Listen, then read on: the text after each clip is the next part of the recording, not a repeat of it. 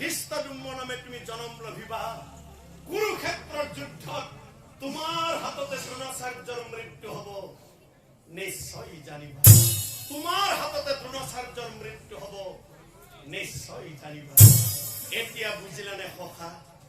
খ্ৰীষ্টাদুম্মক মাৰিবলৈ তোমাক কিয় মানা কৰিছিল এই খ্ৰীষ্টাদুম্মই পূৰ্ব জন্মত কোন আছিল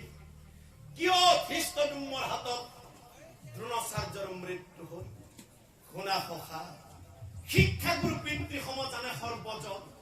শিক্ষাগুৰু পিতৃ সমজানে সৰ্বজন কিন্তু সখা কোনো গুৰু যদি নিজৰ স্বাৰ্থৰ সিদ্ধিৰ বাবে কোনো গুৰু যদি নিজৰ স্বাৰ্থৰ সিদ্ধিৰ বাবে শিষ্যক